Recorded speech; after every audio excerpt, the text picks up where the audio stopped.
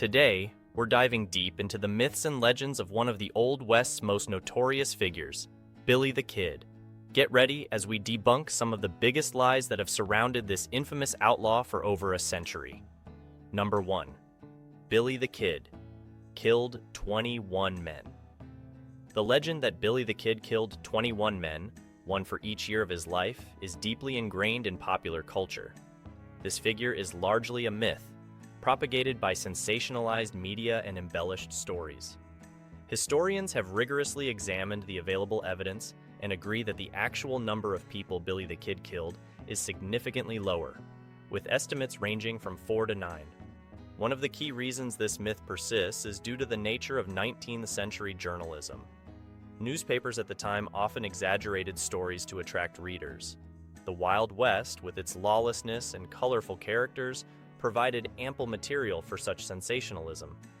Dime novels, a popular form of entertainment, also played a significant role in inflating Billy the Kid's exploits. These novels portrayed him as a larger-than-life figure, further cementing the legend of his 21 kills. Detailed historical accounts provide a clearer picture of Billy the Kid's actual kill count. For instance, his involvement in the Lincoln County War, a violent feud in New Mexico, accounts for most of his confirmed kills. During this conflict, he killed at least 3 men: Sheriff William Brady, Deputy James Bell, and one other during the Battle of Lincoln. These incidents are well documented and provide a basis for the more realistic estimates of his kill count. Moreover, some killings attributed to Billy the Kid lack concrete evidence. For example, his supposed involvement in the death of Joe Grant in a Fort Sumner saloon remains contentious among historians. While some accounts claim he shot Grant in self-defense, others suggest the story was fabricated to enhance his notoriety. The myth of 21 kills also overshadows the complex character of Billy the Kid. He was not just a cold-blooded killer. He was also known to have a certain charisma and a sense of loyalty to his friends. These traits made him a compelling figure, but they also contributed to the romanticized and exaggerated versions of his life story. Contemporary research into court records, eyewitness testimonies, and other historical documents consistently shows a more nuanced and less dramatic picture of Billy the Kid's life. Modern historians emphasize the importance of separating fact from fiction to understand the true nature of his actions and legacy. Number 2. The Kid's death and Pat Garrett's role. Billy the Kid's death at the hands of Sheriff Pat Garrett is one of the most debated events in Wild West history. According to the official account, Garrett shot and killed Billy the Kid on July 14, 1881, in Fort Sumner, New Mexico. This version of events has been widely accepted, supported by multiple historical records and eyewitness accounts. However, controversy surrounds this narrative. In the 1950s, a man named Brushy Bill Roberts came forward claiming to be Billy the Kid, having survived the alleged shooting and lived under an alias. Brushy Bill's claims sparked significant interest and led to a re-examination of Garrett's account. Brushy Bill provided detailed knowledge of Billy the Kid's life, and even some scars matching those the kid was known to have, adding some credibility to his story. Despite the intrigue surrounding Brushy Bill's claims, modern forensic analysis and historical evidence largely discredit his assertions. For instance, photographs of Brushy Bill compared to known images of Billy the Kid reveal significant differences in appearance. Additionally, official documents from the time, including autopsy reports and statements from individuals present at Fort Sumner, corroborate Garrett's version of events. Eyewitness testimonies from Garrett's deputies, John Poe and Kip McKinney, describe the moments leading up to the shooting. They recount how Garrett and his posse tracked Billy the Kid to Fort Sumner and, upon confronting him in a darkened room, Garrett fired the fatal shot. The aftermath included immediate identification of the body by those who knew Billy well, including Pete Maxwell, whose house served as the scene of the killing. Physical evidence from the site, such as the bullet's trajectory and the body's positioning, aligns with Garrett's narrative. Additionally, Garrett's detailed written account in his book, The Authentic Life of Billy, the Kid, published in 1882, provides a comprehensive description of the incident. further supporting the authenticity of his story. Researchers have also debunked claims that Billy the Kid escaped by highlighting inconsistencies in Brushy Bill's story and the lack of credible supporting evidence. The numerous public and private documents, death certificates, and first-hand accounts consistently point to Billy the Kid's death in 1881, reaffirming the official story.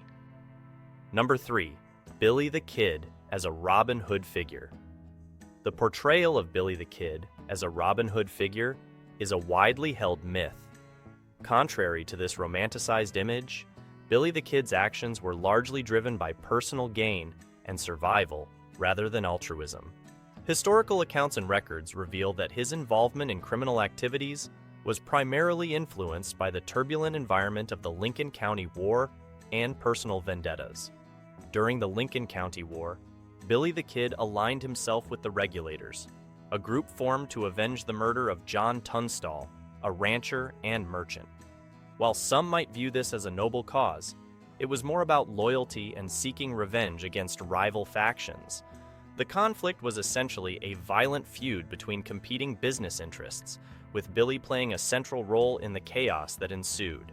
Billy the Kid's supposed acts of generosity are largely exaggerated or misinterpreted. While he may have shared stolen goods with his gang, this was more about ensuring the loyalty and support of his comrades than any sense of social justice. His gang operated out of necessity, relying on theft and cattle rustling to survive in a harsh and lawless landscape. Moreover, the notion that Billy the Kid targeted the rich to help the poor is not supported by historical evidence. His victims included lawmen, rival gang members, and those caught in the crossfire of his confrontations. The romanticized stories often omit the context of these killings, focusing instead on a narrative that fits the Robin Hood archetype. Eyewitness accounts and court documents from the time provide a clearer picture of Billy the Kid's character. He was known for his quick temper and willingness to resort to violence to achieve his goals. His actions were driven by a desire to escape justice and maintain his freedom, rather than any larger ideological motive. In sum, the Robin Hood myth surrounding Billy the Kid is a product of folklore and popular culture, which often seeks to simplify and romanticize complex historical figures. The reality of Billy the Kid's life was far more nuanced, characterized by a struggle for survival in a brutal and unforgiving frontier. His legacy, though intriguing, is more accurately understood through the lens of his time's socio-political conflicts rather than the lens of legend. Number 4. The Kid's True Age. Billy the Kid's true age has been a topic of considerable debate and confusion. Many sources inaccurately state that he was born in New York City in 1859. However, thorough examination of historical documents, including birth and baptismal records, suggests that he was likely born between 1859 and 1860. This makes him 21 years old at the time of his death in 1881. The confusion about his age and place of birth partly arises from the lack of official documentation and the proliferation of myths. Some early biographies and newspapers misreported his birth details, contributing to the enduring mystery. Furthermore, the mythic quality of his story has led to various interpretations and misrepresentations. Billy the Kid, born Henry McCarty, later known as William H. Bonney, was indeed born in New York City.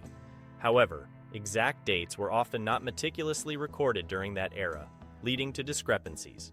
Most reliable sources now agree on his birth year as 1859 or 1860, but exact documentation remains elusive. His mother, Catherine McCarty, moved the family west, eventually settling in New Mexico, which became the backdrop for his infamous outlaw activities. Contemporary accounts from people who knew Billy provide further insight into his age. Friends and associates consistently described him as being in his early 20s at the time of his death. This corroborates the historical records, suggesting he was around 21 years old when Sheriff Pat Garrett killed him.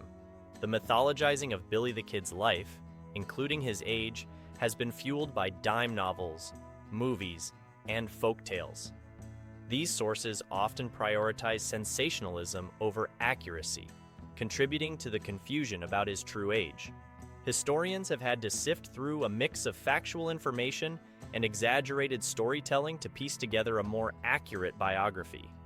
The persistent myth of his age being significantly older or younger than he actually was adds to the romanticized image of Billy the Kid as a timeless, almost mythical figure of the Wild West. Yet, the most credible evidence points to a young man whose brief life was marked by turbulence and violence, consistent with someone in his early 20s.